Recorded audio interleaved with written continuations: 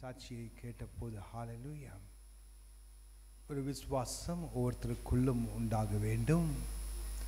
ஜெபத்திற்கு பதில் கொடுக்கும் தேவன் ஹல்லேலூயா. நீதிமானுடைய வாஞ்சைகளை நிறைவேற்றும் தேவன், நீதித்துவ வாஞ்சைகளை நிறைவேற்றும் தேவன் ஹல்லேலூயா. அவர்கள் விண்ணப்பம் ஹல்லேலூயா, ஞாயிற்றுக்கிழமை சபைக்கு வர வேண்டும் என்ற ஒரே வாஞ்சை ஹல்லேலூயா. அது நீதித்துவமான வாஞ்சை ஹல்லேலூயா. தேவ வார்த்தையின் அடிப்படையில் இருக்கும் வாஞ்சை ஹல்லேலூயா. அதை கர்த்தர் உடனடியாக நிறைவேற்றினார் ஹல்லேலூயா. அது கர்த்தருடைய வல்லமையை வெளிப்படுத்துகிறது. அவர் நம்முடைய ஜெபத்தை கேட்கிறார் என்பதையும் வெளிப்படுகிறது ஹல்லேலூயா. இன்றைக்கும் உங்களுடைய தேவைகளை, தேவ வார்த்தையின் அடிப்படையில் இருக்கும் தேவைகளை கர்த்தர் ஹல்லேலூயா உடனடியாக சந்திப்பார் ஹல்லேலூயா. நம்முடைய ஜெபத்தை அவர் கேட்பார் ஹல்லேலூயா. அந்த விசுவாசத்தோடு நாம் ஹல்லேலூயா இந்த இடத்துல ஹல்லேலூயா நாம் உட்கார்ந்து கொண்டிருக்கிறோம். இந்த சாட்சியை கேட்டு ஹல்லேலூயா நாம் கர்த்தராகிய தேவனை மகிமைப்படுத்துவோம் இந்த அற்புதத்திற்காக ஹல்லேலூயா. இன்றைக்கும் நாம் ஒரு தேவ செய்தியை நாம் தியானிக்க இருக்கிறோம். எல்லோருக்கும் தேவையான ஒரு முக்கியமான காரியம் சமாதானம்.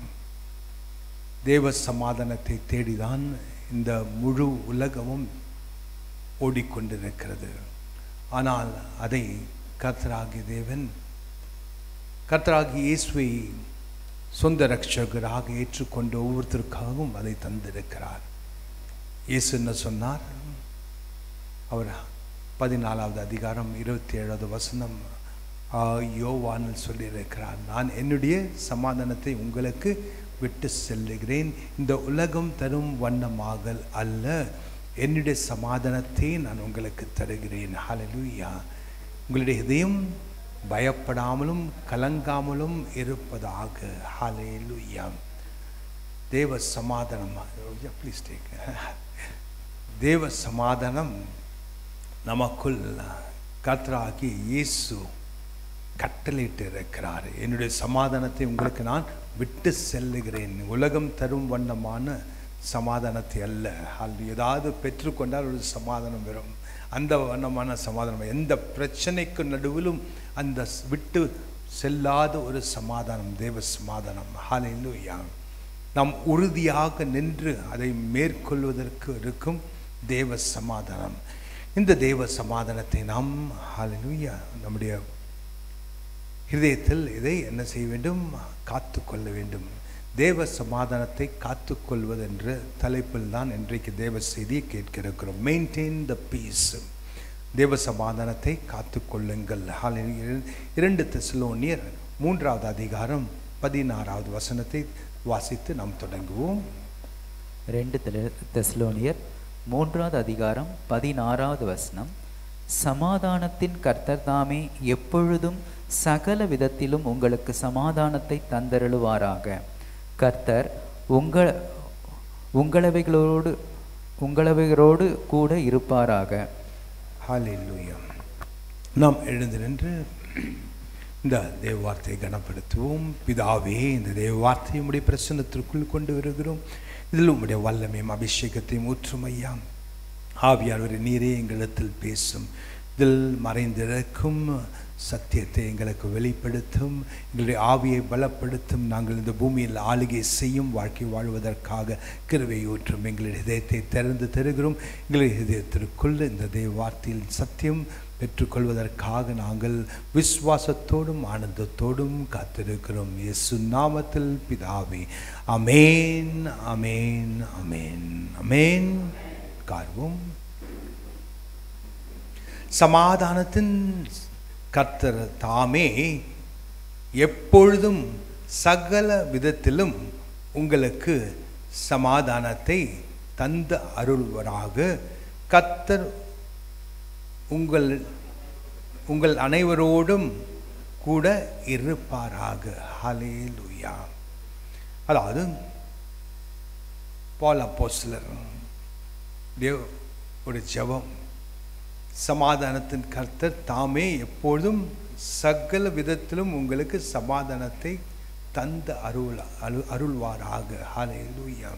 அதாவது எந்த நிலையிலும், எந்த சுற்றுநிலையிலும், எந்த சூழ்நிலையிலும் ஹல்லேலூயா, எந்த ஒரு சந்தர்ப்பத்திலும், எந்த பிரச்சனைக்கு நடுவிலும், எந்த சவால்களுக்கு நடுவிலும் நம்முடைய சமாதானம், கர்த்தர் நமக்கு தந்த சமாதானம் எந்த வகையிலும் அது விட்டு செல்லாதபடி கர்த்தரே அதை நமக்காக காத்துக்கொள்வார். அதற்கு சில காரியங்களை நாம் அறிந்திருக்க வேண்டும். இந்த சமாதானம் நம்மை விட்டு செல்லாமல் இருப்பதற்கு ஒரு முதல் சத்தியம், நமக்கு தெரிந்து கொள்ள வேண்டிய சத்தியம் என்னென்றால், பிலிப்பியர் 4வது அதிகாரம் 4-5 என்ற வசனங்களை வாசிக்கும் போது,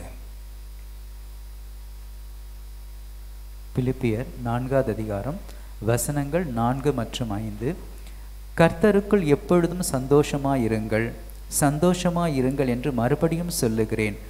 உங்கள் சாந்த குணம் எல்லா மனுஷருக்குள்ளும் தெரிந்திருப்பதாக, கர்த்தர் சமீபமாயிருக்கிறார். ஹல்லேலூயா. இதில் இந்த 2 வசனத்தில் 2 சத்தியம் அடங்கியுள்ளன. முதல் சத்தியம் என்ன? சந்தோஷமாய் இருங்கள், கர்த்தருக்குள் சந்தோஷமாய் இருங்கள் என்று. ஹல்லேலூயா. களி கூறுதலோடு இருங்கள், கர்த்தருக்குள் களி கூறுங்கள் என்று. ஹல்லேலூயா. எப்படி பிரச்சனைக்கு நடுவில், சவால்களுக்கு நடுவில், உபதரத்துக்கு நடுவில் எப்படி நாம் சந்தோஷமாக இருப்பது? அதுதான் கேள்வி. ஹல்லேலூயா. நாம் கர்த்தருடைய வார்த்தையை நாம் விசுவாசிப்போமானால், அவர் நம்முடைய யுத்தத்தை செய்து முடிப்பார் என்பதை விசுவாசித்தோமானால், அவர் சிலுவையில் நமக்காக யாவற்றையும் செய்து முடித்தார் என்று விசுவாசிப்போமானால், அந்த விசுவாசமே நமக்கு ஒரு சந்தோஷத்தை, களி கூறுதலை நம்முடைய ஆவிக்குள் தர வேண்டும். நம்முடைய சிந்தனைகள், அதாவது தாட்ஸ், ஒவ்வொருத்தரும் நினைத்து கொண்டிருக்கிறோம் இது நம்முடைய சொந்த சிந்தனை என்று. ஆனால் நாம் அறிந்து கொள்ள வேண்டிய ஒரு முக்கியமான காரியம் என்னென்றால், பிசாசானவனுக்கு நம்முடைய ஆவிக்குள் பேச முடியாது. பிசாசானவனுக்கு நம்முடைய ஆவிக்குள் பேச முடியாது. அவன் எங்கு பேசுவான் என்றால், நம்முடைய சிந்தனையில் தான் பேசுவான். ஹல்லேலூயா.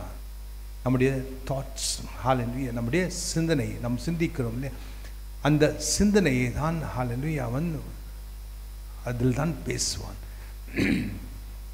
அதனால்தான் நம்முடைய சிந்தனைகள் அதிகமாக போனால், அதிகமாக பார்க்க போனால், நம்முடைய சிந்தனைகள் என்ன இருக்கும்? நம் பயம் இருக்கும், சந்தேகம் இருக்கும், அவிசுவாசம் இருக்கும். ஆனால் நம்முடைய ஆவிக்குள் தான் விசுவாசம் இருக்கும், அதே நேரத்தில் ஒரு உறுதி இருக்கும், ஒரு சமாதானம் இருக்கும். ஒரு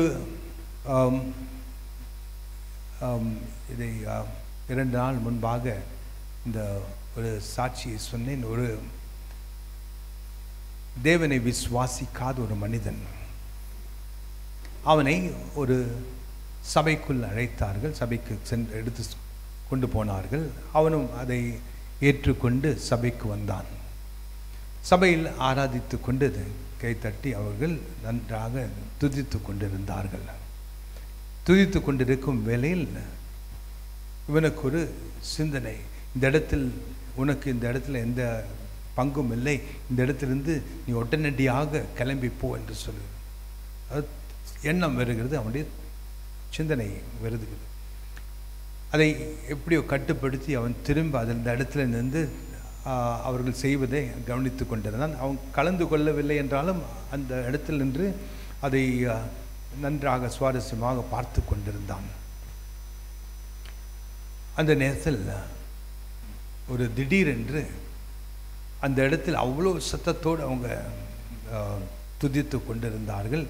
அந்த சத்தம் எல்லாம் அவனுடைய காதுக்குள் கேட்காதபடி மங்கல் ஆயிடுச்சு. அதாவது அது மியூட் பண்ண ஒரு நிலை, அப்படியே அந்த காதுக்குள்ளே எதுவுமே கேட்கல அப்படியே. ஆனால் காதுக்குள்ளே ஒரு ஒலி மட்டும் கேட்டது. அது ஒரு கோரமான ஒரு ஒலி. இந்த இடத்துலேருந்து நீ உடனடியாக போ, இந்த இடம் உனக்கு உரியதல்ல, உனக்கு இந்த இடத்துல எந்த பங்கும் இல்லை, இந்த உடனே கடந்து வெளியே போ என்று சொல்லி அவனை ஒரு கோரமான ஒரு சத்தம் அவனை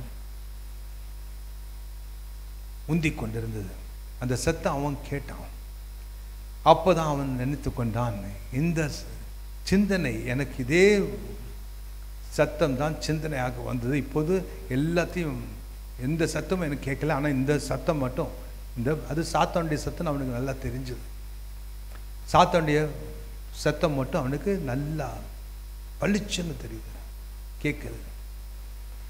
அதே வண்ணமாக தான் நாமும் தனியாக உட்கார்ந்து கொண்டு இருக்கும்போது ஏதாவது பிரச்சனை ஏதாவது இருக்கும்போது சிந்தித்து கொண்டிருப்போம். அந்த நேரத்தில் சில நேரத்தில் ஓவர் திங்கிங், அதாவது இது நடக்குமா அது நடக்குமா என்று சொல்லி வரப்போகிற காரியத்தை நமக்கு அதிகமாக சிந்தித்து இன்னும் அழுத்தம் அதிகமாக்கும். ஹல்லேலூயா.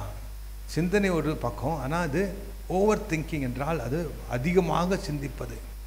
அந்த அதிகமாக சிந்திப்பது, அதாவது இது நடக்கலாம் அது நடக்கலாம் அது நடக்கலாம் அது நடக்கலாம் சொல்லி ஒன்றுக்கு ஒன்று நடந்து எல்லாம் விபரீதமாக நடக்கிற மாதிரி சிந்தனை வரும்.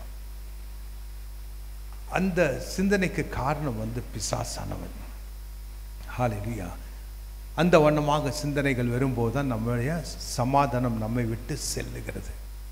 இதுதான் இப்பொழுது இருக்கும் இந்த விசுவாசிகள் மத்தியில் இருக்கும் முக்கியமான பிரச்சனை. இதுதான் அவர்களுடைய சமாதானம் விட்டு செல்வதற்கு அவர்களுடைய சிந்தனைகளை அவர்கள் காத்து கொள்ளவில்லை.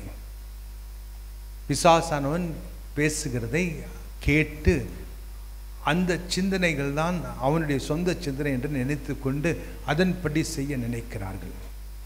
அதனால்தான்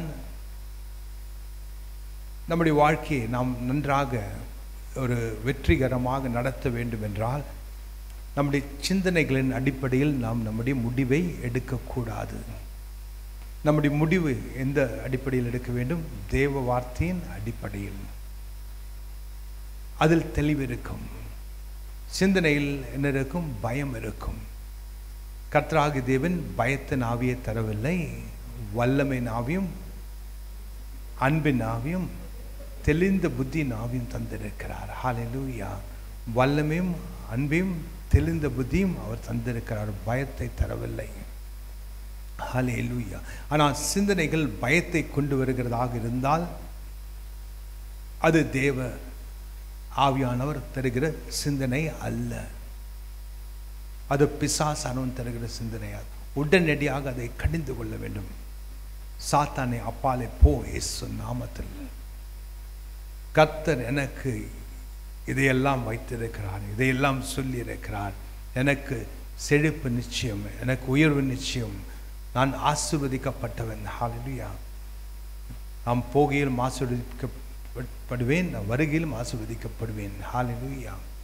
I'll be blessed in the city, I'll be blessed in the field. Hallelujah. Hallelujah. பட்டணத்திலும் ஆசீர்வதிக்கப்படுவேன், வெளியிலும் ஆசீர்வதிக்கப்படுவேன். Hallelujah. The Lord has commanded a blessing upon my storehouse and in my basket. என்னுடைய களஞ்சியத்தையும் என்னுடைய கர்த்தராகிய தேவன் ஆசீர்வதிக்கிறார். என்னுடைய கையிட்டு செய்யும் எல்லா காரியத்தையும் கர்த்தராகிய தேவன் ஆசீர்வதித்திருக்கிறார். ஹல்லேலூயா. நான் வாலாகாமல் தலையாக இருப்பேன், நான் கீழாகாமல் நான் மேலாக இருப்பேன். ஹல்லேலூயா. இதை தான் நாம் சத்தமாக பேச வேண்டும். ஹல்லேலூயா. இதை அறிக்கையிட வேண்டும், வாயினால் இதை அறிக்கையிட வேண்டும். இந்த வண்ணமான தவறான சிந்தனைகள் நமக்கு வரும்போது, நீ ஒரு தோத்து போனவன், உன்னால் ஒன்றும் இல்லை, ஒரு லாய்க்கு இல்லாதவன், அப்படிதான் பிசாசு சிந்தனையில் கொண்டு வருவான். ஆனால் கர்த்தர் நம்மை பற்றி என்ன சொல்லியிருக்கிறார்? நீ ஆசீர்வதிக்கப்பட்டவன். ஹல்லேலூயா. நீ எல்லா காரியத்திலும் நீ செழிப்பை காண்பாய், உன்னுடைய கையிட்டு செய்யும் எல்லா காரியத்தையும் வாய்க்கும் ஆசீர்வதிப்பேன் என்று சொல்லியிருக்கிறார். அதுக்கு நேர்மாறாக சிந்தனைகள் வரும். அந்த சிந்தனைகள் பிசாசுடைய சிந்தனைகள், அது நம்முடைய சொந்த சிந்தனை அல்ல. அந்த சொந்த சிந்தனை நினைச்சு அழுது கொண்டிருப்போம், ஐயோ கஷ்டப்பட்டு கொண்டிருப்போம், என்ன செய்யறது என்று தவித்து கொண்டிருப்போம். இதற்கெல்லாம் காரணம் யாரு? பிசாசானவர். துக்கத்தை சந்தோஷமாக மாற்றுவேன் என்று சொன்ன தேவன் வாக்கு மாறா தேவன். ஹல்லேலூயா. எல்லா தருணத்திலும் ஹல்லேலூயா உங்களுக்கு சமாதானத்தை அருளுவார். ஹல்லேலூயா. கர்த்தர் உங்களை அனைவரோடும் கூட இருப்பாராக. ஹல்லேலூயா. அதான் பிலிப்பியர் 4வது அதிகாரம் நாம் 5வது வசனத்தை வாசிக்கும்போது கர்த்தர் நமக்கு சமீபமாய் இருக்கிறார். ஹல்லேலூயா. நாம் சாந்தமாக இருப்பதாக. கர்த்தர் நமக்கு சமீபமாக இருக்கிறார். சமீபமாக இருக்கிறார் என்றால் பக்கத்தில் இருக்கிறார். ஆங்கிலத்திலும் தெளிவாப்படுவது the Lord is at hand. கை எட்டும் தூரத்தில் நம் தேவன் இருக்கிறார். கை எவ்வளோ தூரம் எட்டும் எவ்வளோ தூரம் இந்த ஏரியாக்குள்ளே தான் கர்த்தர் இருக்கிறார். the Lord is at hand. கர்த்தர் சமீபமாக இருக்கிறார். சமீபம் என்றால் இதுதான் சமீபம், இதுக்கு மேலே சமீபம் கிடையாது. கை எட்டி எடுக்கிறது தான் சமீபம். அவ்வளோ பக்கத்தில் இருக்கார் கர்த்தர். ஹல்லேலூயா. ஏன் நாம் பயப்பட வேண்டும்? ஹல்லேலூயா. சங்கீதம் 94வது அதிகாரம் 17, 18, 19 3 வசனங்களை வாசிப்போம். சங்கீதம் 94வது வசனம், அதிகாரம் 17 19 வசனங்கள். கர்த்தர் எனக்கு துணையாயிராவிட்டால் என் ஆத்துமா சீக்கிரமாய் மௌனத்தில் வாசம் பண்ணியிருக்கும். என் கால் சறுக்குகிறது என்று நான் சொல்லும் பொழுது, கர்த்தாவே உமது கிருபை என்னை தாங்குகிறது. என் உள்ளத்தில் விசாரங்கள் பெருகுகையில் உம்முடைய ஆறுதல்கள் என் ஆத்துமாவை தேற்றுகிறது. ஹல்லேலூயா. சங்கீதக்காரர் என்ன சொல்லுகிறார்? கர்த்தர் அவருக்கு துணையாக இருக்காவிட்டால் அவருடைய ஆத்மா மௌனமாய் இருக்கும் என்று. அதாவது பேசுவதற்கு எதுவும் இல்லை. ஹல்லேலூயா. கர்த்தர் அவருக்கு உறுதுணையாக இருந்ததனால் அவர் சத்தமிட்டு சந்தோஷமாக கர்த்தரை அவர் துதிக்கிறார். ஏன் துதிக்கிறார்? கர்த்தர் எனக்கு இதை செய்தார். இப்போ இந்த சிஸ்டர் வந்து இங்கே ஒரு சாட்சியை கொடுத்தாங்க. ஏன் சாட்சி கொடுத்தாங்க? சந்தோஷம். அது அவர்களுடைய சொந்த பலத்தினால் அதை செய்ய முடியாது. இவ்வளோ வருஷமாக வேலைக்கு போயின்னு தான் இருக்காங்க. எல்லா சண்டையும் நீங்கள் வேலை செய்திருக்கீங்களே. எவ்வளோ வருஷமாக வேலை செய்கிறீங்க? 3.5 years, 3.5 வருஷமாக வேலை செய்கிறாங்க. 3.5 வருஷத்தில் எல்லா சண்டையும் வேலை செய்திருக்காங்க. ஆனால் இங்கே வந்து கர்த்தரிடத்தில் முறையிட்ட உடனே கர்த்தர் என்ன செய்தார்? இனிமேல் எல்லா சண்டையும் நீ சர்ச்சுக்கு போகிறதுக்கு அந்த அலுவலகத்தில் அனுமதி கொடுத்தது. அது யாரால் வந்தது? அது கர்த்தரால் வந்தது. கர்த்தர் எனக்கு துணையார் இராவிட்டால் என் ஆத்மா சீக்கிரமாய் மௌனத்தில் வாசம் பண்ணியிருக்கும். ஹல்லேலூயா. சைலண்டாக இருந்திருப்பாங்க. இப்போ சைலண்டாக இல்லை, இப்போ சந்தோஷமாக இருக்காங்க. இப்போ சத்தம் போடுறாங்க, நல்லா துதிக்கிறாங்க. ஹல்லேலூயா. ஏன்? ஒரு காரணம் இருக்கு சத்தம் போட்டு துதிப்பதற்கு. கர்த்தர் அவர்களுடைய வாழ்க்கையில் இடைப்பட்டிருக்கிறார். அதை நன்றாக தெரிகிற வண்ணமாக இது கர்த்தரால் உண்டானது. அவர் உண்டாக்கி இருக்கிறார் இந்த காரியத்தை. இல்லாத காரியங்களை அவர் அவர்களுடைய வாழ்க்கையில் உண்டாக்கி இருக்கிறார். அதனால் நான் கர்த்தர் ஒவ்வொருத்தருடைய வாழ்க்கையிலும் நல்ல காரியங்களை உண்டாக்கி இருக்கிறார். ஹல்லேலூயா. நாம் செய்ய வேண்டியது என்ன? ஜெபிக்கணும். ஹல்லேலூயா. கர்த்தரிடத்தில் முறையிட வேண்டும். ஹல்லேலூயா. இன்னும் ஒரு முக்கியமான வார்த்தை, நான் எப்போதும் சொல்கிற வார்த்தை திருப்பியும் சொல்கிறேன். இன்னைக்கு பிலிப்பியர் 4வது அதிகாரம் 6வது வசனத்தில் எதை பற்றியும் நீங்கள் கவலைப்படாமல் இருங்கள். எதையும் டென்ஷன் ஆகாதீங்கன்னு சொல்கிறேன். எதை பற்றியும் நீங்கள் கவலைப்படாமல் இருங்கள். எல்லாவற்றிலும் பிலிப்பியர் 4வது அதிகாரம் 6வது வசனம், நீங்கள் ஒன்றுக்கும் கவலைப்படாமல் எல்லாவற்றையும் குறித்து உங்கள் விண்ணப்பங்களையும் ஸ்தோத்திரத்தோடு கூடிய ஜெபத்தினாலும் வேண்டுதலினாலும் தேவனுக்கு தெரியப்படுத்துங்கள். அப்பொழுது எல்லா புத்திக்கும் மேலான தேவ சமாதானம் உங்கள் இதயங்களையும் உங்கள் சிந்தைகளையும் கிறிஸ்து இயேசுவுக்குள்ளாக காத்துக்கொள்ளும். ஹல்லேலூயா. நீங்கள் எதற்கும் கவலைப்பட வேண்டாம். ஹல்லேலூயா. எல்லாத்திலும் ஸ்தோத்திர பலியோடு உங்களுடைய ஜெபத்தையும் உங்களுடைய விண்ணப்பத்தையும் கர்த்தரிடத்தில் ஏறிடுங்கள். அப்பொழுது உங்களுடைய மனதுக்கு எட்டாத அளவுக்கு இருக்கும் தேவ சமாதானம் உங்களுடைய மனதையும் ஹிருதயத்தையும் காத்துக்கொள்ளும். ஹல்லேலூயா. எப்பொழுது காத்துக்கொள்ளும்? விசுவாசிக்கும் போது. முறையிட்டீங்க, விண்ணப்பத்தை ஏறெடுத்தீங்க, ஜபத்தை ஏறெடுத்தீங்க, ஸ்தோத்திர பலியை ஏறெடுத்தீங்க. நன்றியா, என்னுடைய விண்ணப்பத்தை ஜபத்தையும் கேட்டதற்காக ஸ்தோத்திரம். இப்பொழுது உம்முடைய கருத்தில் இருக்க கரிசனம் உள்ள தேவன். Cast all your care upon him, for he careth for you. என்னுடைய எல்லா கவலைகளையும் கர்த்தர் மீது வைத்திருங்கள். கர்த்தர் உங்களை விசாரிக்கிறவராக இருக்கிறார். ஹல்லேலூயா. விசாரிக்கும் தேவன். ஹல்லேலூயா. ஆதாமை விசாரித்த தேவன்.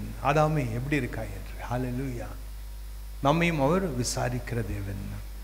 எதற்காக விசாரிக்கிறார்? நன்மை செய்வதற்காக.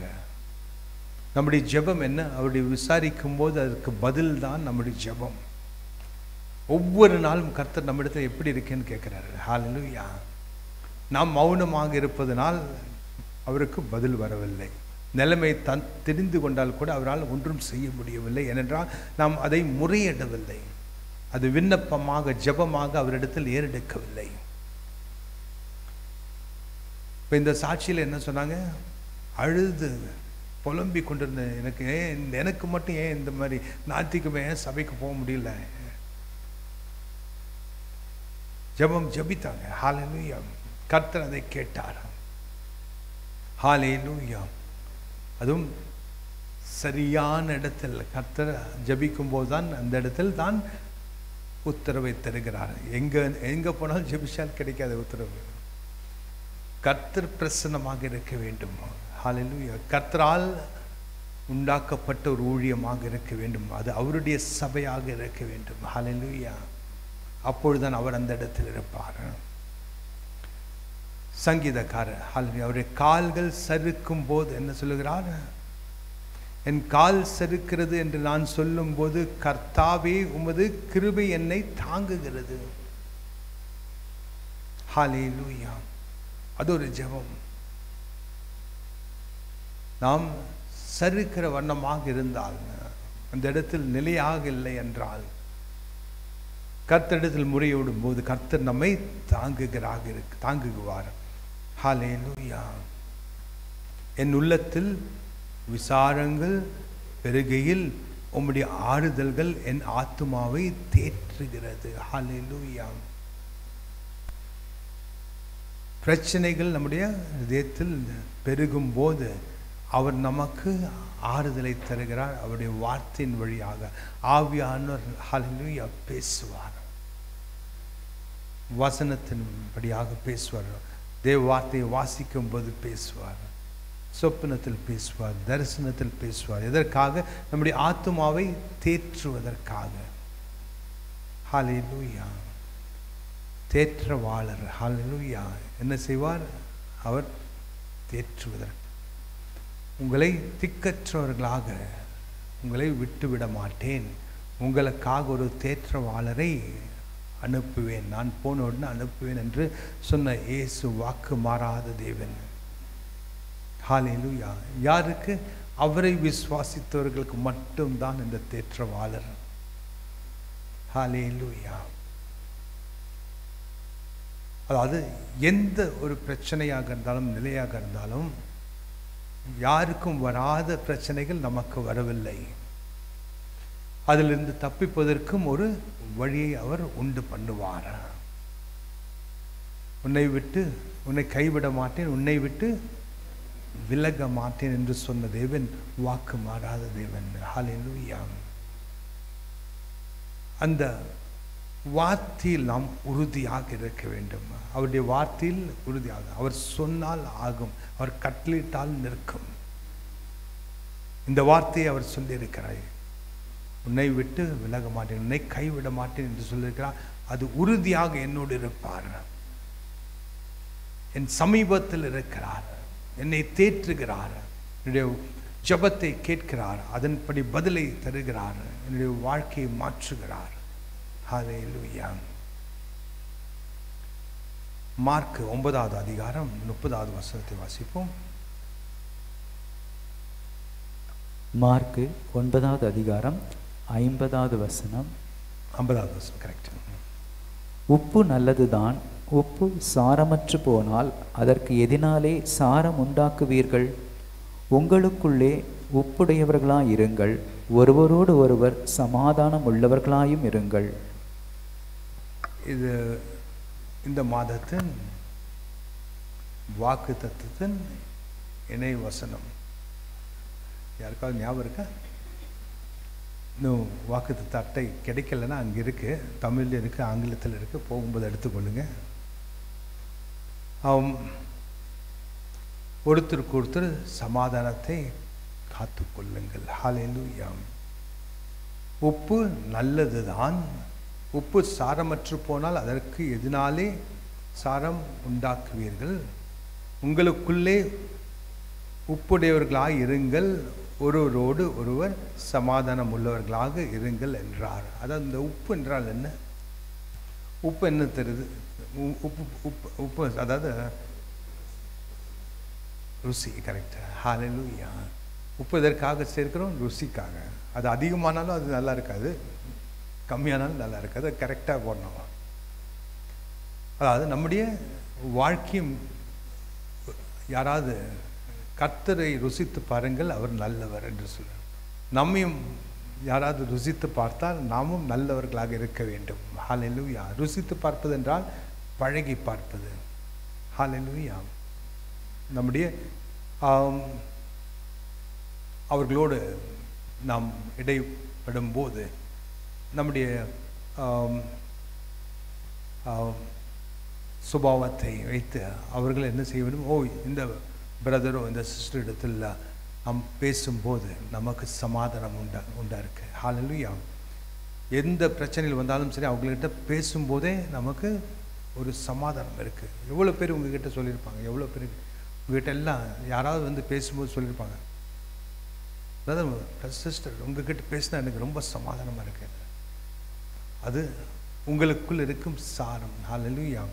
அதாவது உப்பின் சாரத்தை அவர்கள் சொல்லுகிறார்கள். ஹல்லேலூயா. ஏன்? அவர்கள் அந்த சமாதானத்தை உணர்கிறார்கள். ஹல்லேலூயா. ஏன்? கர்த்தராகிய தேவனுடைய குணாதிசயங்களை நாம் கை கொள்ளுகிறோம், அதை வெளிப்படுத்துகிறோம் நம்முடைய வாழ்க்கையில். ஹல்லேலூயா. அதை நம்மிடத்தில் பழகுகிறவர்கள் அதை உணர்கிறார்கள், அந்த ருசியை உணர்கிறார்கள். நம்மிடத்தில் பேசும்போதோ பழகும் போதோ என்ன நினைக்கிறார்கள்? இவர்களிடத்தில் அன்பு இருக்கிறது, இவர்களிடத்தில் கரிசனம் இருக்கிறது, இவர்களிடத்தில் பேசும்போது ரொம்ப சமாதானம் இருக்கிறது. ஹல்லேலூயா. உப்பின் சாரத்தை அவர் உணர்கிறார்கள். இந்த உப்பு சாரமற்று போனால் அதை அதாவது ஒரு மனுஷனுடைய வாழ்க்கை அன்பும் இந்த சமாதானம் இல்லை என்றால் அவன் சாரமற்று போயிருக்கிறான். அவனால் யாருக்கும் ஒரு உதவியாக இருக்க முடியாது. நாம் முதல் எப்படி உதவியாக இருக்க வேண்டும்? நம்மிடத்தில் வருகிறவர்களுக்கு அவர்களுக்கு ஒரு உறுதியை தர வேண்டும், ஒரு சமாதானத்தை அவர்களுக்கு வரவழைக்க வேண்டும், ஒரு அன்பை வெளிப்படுத்த வேண்டும். கர்த்தராகிய தேவனிடத்தில் போனாலும் அதை தான் நாம் உணர்கிறோம். கர்த்தரை ருசித்து பாருங்கள், அவர் நல்லவர் என்பதை எப்படி அறிவோம்? முதலில் அவர் நமக்கு சமாதானத்தை தருகிறார். சமாதானத்தின் தேவன் எதை தருகிறார்? பிரச்சனைகள் ஒன்றும் மாறி இருக்காது, அதே வண்ணமாக தான் இருந்திருக்கும். ஆனால் கர்த்தராகிய தேவனிடத்தில் இயேசுவிடத்தில் வந்த உடனே முதலில் அவர் சமாதானத்தை தருவார். அந்த பிரச்சனைக்கு நடுவில் நின்று அந்த சமாதானத்தை நாள் என்ன செய்யும்? அந்த பிரச்சனைகள் நமக்கு எதுவுமே ஒரு பெரிய காரியமாக தெரியாது. பிரச்சனைகள் அதிகமாக இருந்தால் முதல் எது போகும்? நம்முடைய வாழ்க்கையில் சமாதானம் போகும். அது இல்லை, இன்னொன்று தூக்கம் போயிடும். படுத்தா தூக்கம் வராது. உருண்டு பெருண்டு படுத்தா கூட 3-4 மணியாக இருந்தாலும் தூக்கம் வராது. ஏன்? சிந்தனை அது அந்த பிரச்சனை இந்த பிரச்சனை, அதை நினைத்து இதை நினைத்து ஒரு போராட்டம் இருக்கும். எங்கே போராட்டம்? மனதில் தான் போராட்டம். ஹல்லேலூயா. நம்முடைய ஆவிக்குரிய போராட்டம் மனதில் தான். இந்த மனதை சத்தியம் என்ற கட்சியினால் நம்ம அதை கட்டி கொண்டால் நம்முடைய வாழ்க்கையில் சமாதானம். ஹல்லேலூயா. 1 பேதுரு 1:16 நினைக்கிறேன், வாசிங்க. 1 பேதுரு 1வது அதிகாரம் 13வது வசனம். 13வது வசனம். ஆகையால் நீங்கள் உங்கள் மனதின் அறையை கட்டிக்கொண்டு, ஆகையால் உங்கள் மனதின் அறையை கட்டிக்கொண்டு தெளிந்த புத்தி உள்ளவர்களாய் இருங்கள். தெரிந்த புத்தி உள்ளவர்களாக இருங்கள். நீ சத்தியத்தினால் கட்டிக்கொள்ளுங்கள் என்று போட்டிருக்க பாருங்க. மனதை சத்தியம் என்று ஹல்லேலூயா கட்சியினால் கட்டிக்கொள்ளுங்கள். ஹல்லேலூயா. மனதை ஹல்லேலூயா எதனால் கட்டிக்கொள்ள வேண்டும்? சத்தியத்தினால். The loins be girded with truth. Hallelujah. Hallelujah. மனதென்ற அறையை நாம் சத்தியம் என்ற கட்சியினால் நாம் கட்டிக்கொள்ள வேண்டும். ஹல்லேலூயா. எதனால் கட்டிக்கொள்ள வேண்டும் என்ற கேள்வி இருக்கும். மனதின் அறையை கட்டிக்கொள்ளுங்கள். எப்படி கட்டிக்கொள்வது? சத்தியம் என்று ஹல்லேலூயா அந்த கட்சியினால் நாம் அதை கட்டிக்கொள்ள வேண்டும். பெல்ட் அறையை கட்டிக்கொள்ளுங்கள் என்றால் அந்த பெல்ட் எஃபிஷியரில் 6:14 வாசிப்போம்.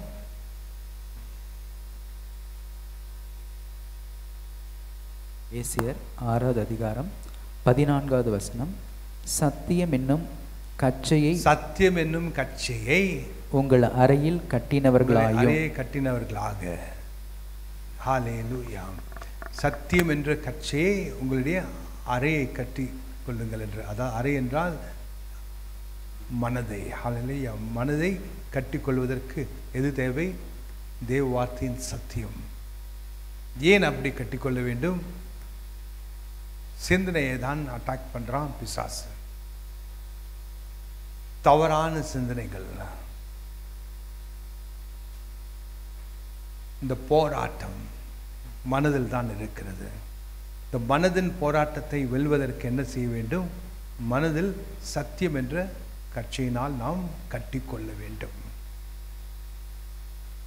கர்த்தராகிய இயேசுவுக்கே சோதனை வந்த போதும் இயேசு என்ன செய்தார்? அவர் வார்த்தையை தான் எழுதியிருக்கிறபடியினால் என்று சொன்னார். மனிதன் அப்பத்தினால் மட்டும் வாழ்வதல்ல, கர்த்தராகிய தேவனுடைய வாயிலிருந்து புறப்பட்டு வரும் ஒவ்வொரு வார்த்தையினாலும் மனிதன் பிழைப்பான் என்று. ஹல்லேலூயா. இந்த கல்லை எல்லாம் அப்பமாக மாற்றி அதை சாப்பிடு, நீ தேவகுமாரன் தானே என்று கர்த்தராகிய இயேசுவை அவன் சோதித்த போது, ஹல்லேலூயா, அப்பாலே போ சாத்தானே என்று முதல்ல என்ன சொன்னார் பிசாசை நோக்கி? ஹல்லேலூயா.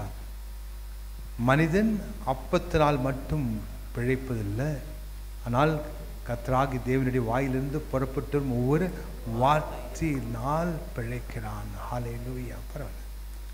மத்தேயு 4வது அதிகாரம் 4வது வசனம்.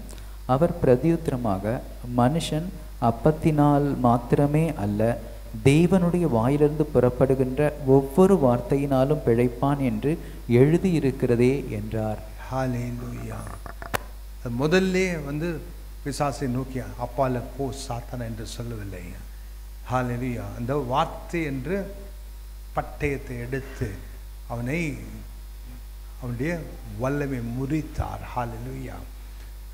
எதற்காக இந்த சோதனையை பற்றி வேதத்தில் எழுதப்பட்டிருக்கிறது? நமக்கும் சோதனை வந்தால் நாம் அதை எப்படி சரி கட்டுவது, எப்படி மேற்கொள்ளுவது? அதற்கு முதல் நமக்கு தேவ வார்த்தை தெரிந்திருக்க வேண்டும். அதனால்தான் வசனத்தை வாசிக்க வேண்டும். காலையிலோ மாலையிலோ நைட்டோ எப்போ நேரம் கிடைக்குதோ முடிந்த அளவுக்கு 1-2 அத்தியாயம் நாம் படித்து கொண்டே இருக்கணும். ஹல்லேலூயா. கர்த்தர் நமக்கு ஏதாவது ஒரு சத்தியத்தை சொல்லி கொண்டே இருப்பார். நம்முடைய நேரத்துக்கு ஏற்ற வண்ணமான காரியங்கள் நமக்கு வேதத்திலிருந்து வரும். எதற்காக? அந்த வார்த்தை தான் நமக்கு சமாதானத்தை தரும். கர்த்தராகிய தேவன் நேராக நம்ம இடத்தில் பேசுவார். ஹல்லேலூயா, ஹல்லேலூயா. ஐசையா 26 அதிகாரம் 3வது வசனம். ஏசாயா 26வது அதிகாரம் 3வது வசனம். உம்மை உறுதியாய் பற்றி கொண்ட மனதை உடையவன் உம்மையே நம்பி இருக்கிறபடியால் நீர் அவனை பூரண சமாதானத்துடன் காத்து கொள்வீர். ஹல்லேலூயா. எப்போது கர்த்தராகிய தேவனுடைய பூர்ண சமாதானம் நம்மை காத்துக்கொள்ளும்? அவரை நாம் உறுதியாக பற்றி கொண்ட மனதுடையனாக அவரை நம்பி இருக்கிறவர்களாக இருக்கும்போது, ஹல்லேலூயா, அவருடைய வார்த்தையை நாம் நம்பி இருக்கும்போது, அவரை உறுதியாக பிடித்து கொள்ள, வார்த்தையை உறுதியாக பிடித்து கொள்ள வேண்டும். இந்த வார்த்தையை நான் பிடித்து கொண்டு இருக்கிறேன் ஆண்டவரே. அவருடைய வார்த்தையை நாம் பிடித்து கொண்டிருக்கும் அவரை பிடித்து கொள்கிறதுக்கு சமமாக இருக்கிறது. உம்மை உறுதியாக பற்றி கொண்ட மனதுடையவன் உம்மை நம்பிக்கையாக இருக்கிறபடியினால் நீர் அவனை பூர்ண சமாதானத்துடன் காத்து கொள்வீர். ஹல்லேலூயா.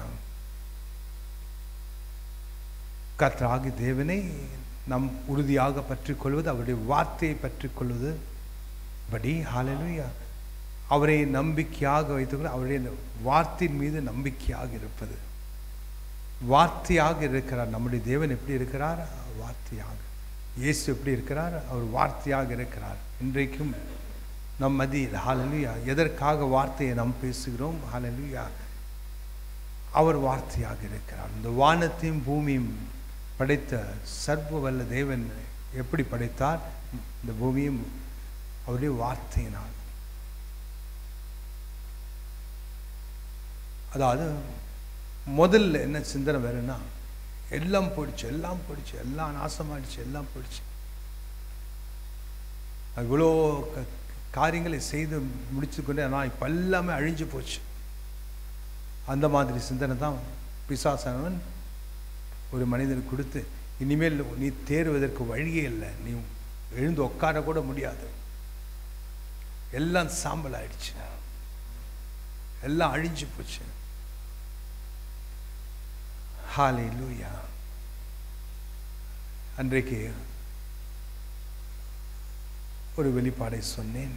இந்த உபவாச ஜெபம் அன்றைக்கு கர்த்தராகிய தேவன் முதலில் என்ன செய்தார்? வானத்தையும் பூமியும் உண்டாக்கினார்.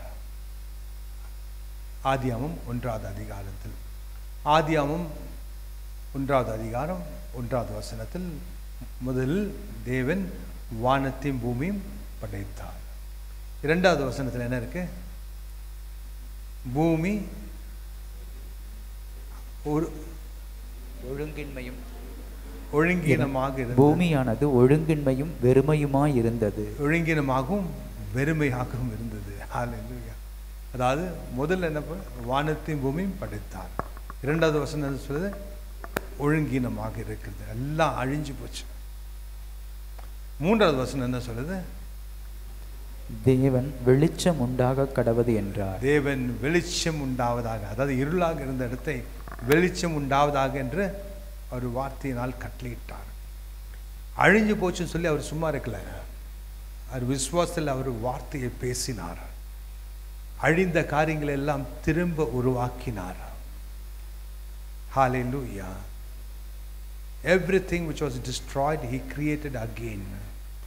அதனால் நம்முடைய வாழ்க்கையில் அந்த வண்ணமாக அழிவு வந்தாச்சுன்னா சோர்ந்து போய் உட்காராதீங்க. விசுவாசத்தோடு எழும்பி வார்த்தையின்படி நாம் காரியங்களை செய்யும் போது ஹல்லேலூயா, கர்த்தர் ஒரு அற்புதத்தை செய்வார். அப்பொழுது அறிந்து கொள்வார், என்னுடைய விசுவாசத்தை பெற்றுக்கொண்டவர்கள் எழும்பி பிரகாசிக்கிறார்கள். எல்லாம் சாம்பலாக இருந்தாலும் அந்த சாம்பலுக்கு நடுவில் எழுந்து விசுவாசத்தோடு அவர்கள் முன்னேறி செல்கிறார்கள். ஹல்லேலூயா. சாதாரணமாக என்ன நினைவு வரும்? எல்லாம் ஒழிஞ்சு போச்சு, நீ இருந்தே பிரயோஜனம் இல்லை, நான் செத்து போகிறது தான் பெட்ரு, இருந்து என்ன செய்ய போகிறேன், என்ன சாதிக்க போகிறேன். உடனே அவங்க உயிரை அவங்க எடுக்கிறது தான் அவங்களுடைய முதல் நினைப்பாக இருக்கும். அது எங்கேருந்து வருது? அவங்க நினைப்பு இல்லை, அது பிசாசுடைய நினைப்பு. பிசாசு பேசுது, நீ இருந்தே பிரயோஜனம் இல்லை, எல்லாம் அழிஞ்சு போச்சு, நீ இனிமேல் செத்து போகிறது தான் பெஸ்ட்டு. அவனுக்கு தெரியும் நீங்கள் எழும்பி பிரகாசிச்சு வார்த்தையில் வளர்ந்தாச்சுன்னா அவனுடைய கழுத்து எங்கே இருக்கும்? உங்களுடைய காலு கீழே இருக்கும். அவனுடைய தலைக்கு மேலே நீங்கள் காலை வச்சு அமுக்குவீங்க. ஹல்லேலூயா. அந்த வல்லமையை பெற்றுக்கொள்வீங்க, கர்த்தருடைய வல்லமை. ஹல்லேலூயா. அதை ஒவ்வொருத்தராக அழிக்கலான்னு பார்க்குறான். விசுவாசிகள் ஒவ்வொருத்தராக அழிக்கலான்னு பார்க்குறான். நான் ஒவ்வொருத்தரும் அவனுக்கு ஒரு பெரிய டேஞ்சரு, நீங்கள் ஒவ்வொருத்தரும் அவனுக்கு டேஞ்சரு. அவன் எப்படி செயல்படுகிறான்? வஞ்சனையில். ஹல்லேலூயா. வஞ்சனைய. நமக்குள் யார் இருக்கிறார்? இயேசு. ஹல்லேலூயா. கிறிஸ்து இயேசு இருக்கிறார். அவருடைய வல்லமை உண்டு, அவருடைய உயிர் தெழுந்த வல்லமை நமக்குள் உண்டு. ஹல்லேலூயா. அவருடைய வார்த்தை நமக்குள் இருக்கிற, சத்தியம் நமக்குள் இருக்கிற, அவருடைய நாமம் நமக்கு அதிகாரமாக தந்திருக்கிறார்.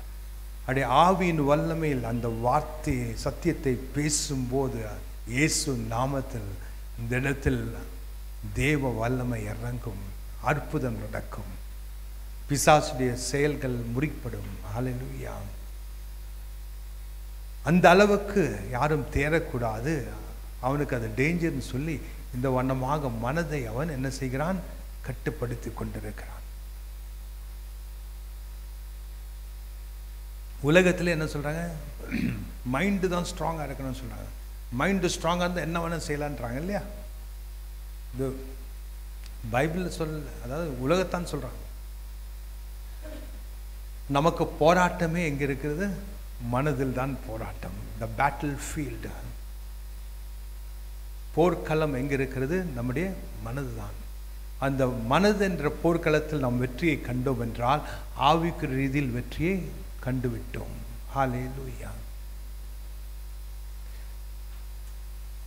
நாம் கடைசியாக சங்கீதம் 119 165 வசனத்தை வாசித்து முடித்துக் கொள்வோம். சங்கீதம் 119 அதிகாரம் 165 வசனம். உம்முடைய வேதத்தை நேசிக்கிறவர்களுக்கு மிகுந்த சமாதானம் உண்டு, அவர்களுக்கு இடரல் இல்லை. ஹல்லேலூயா. கர்த்தராகிய தேவனுடைய அவருடைய வேதத்தை நேசிப்பவர்களுக்கு மிகுந்த சமாதானம் உண்டு, அவர்களுக்கு என்ன? இடரல் இல்லை. அவர்களுக்கு எதிராக எதுவும் நிற்க முடியாது.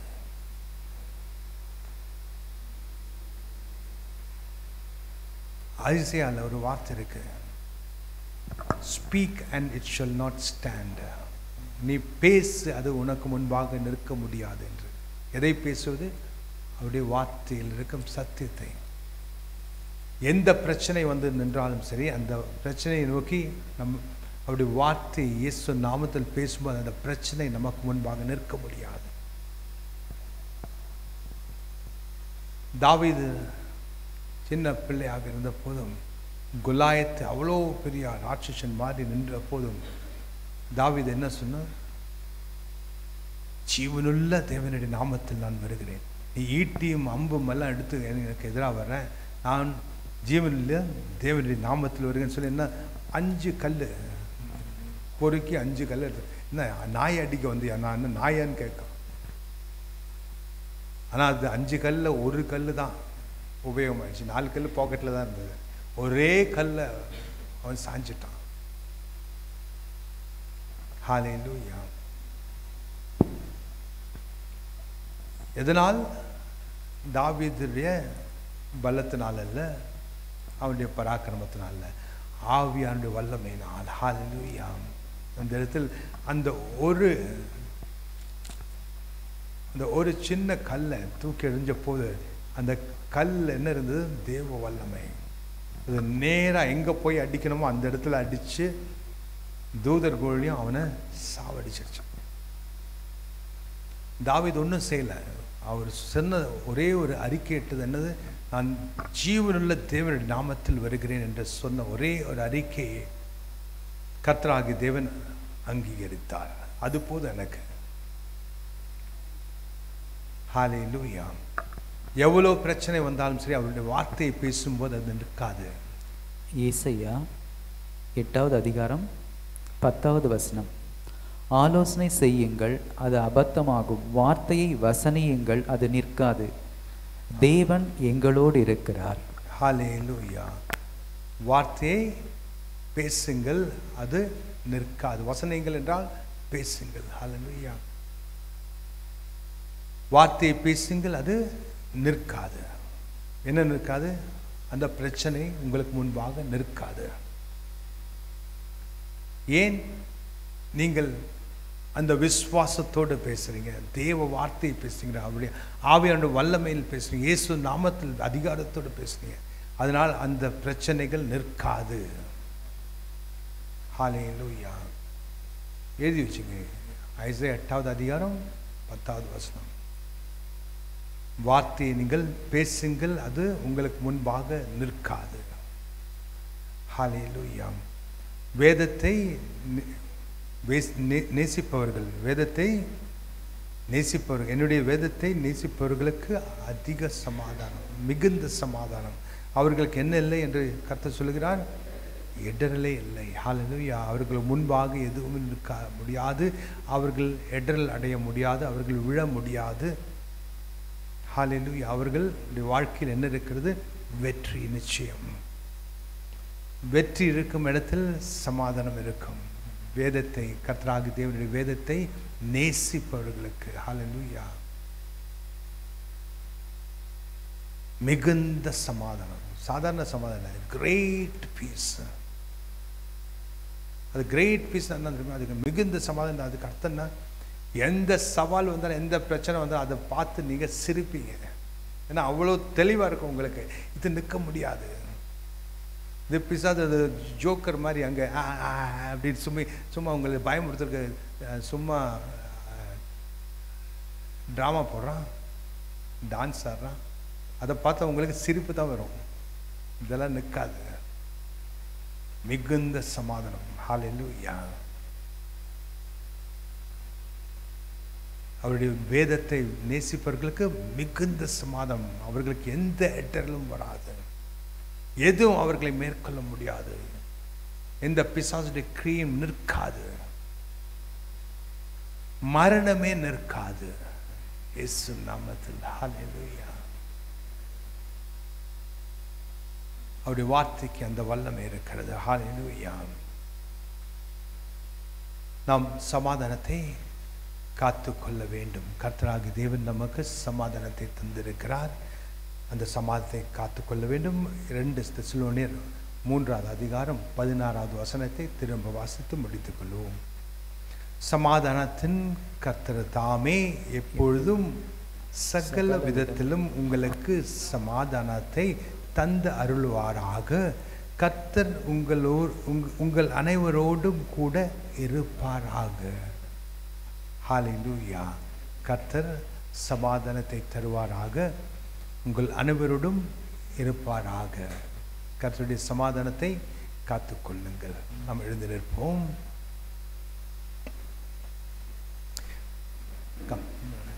பிதாவே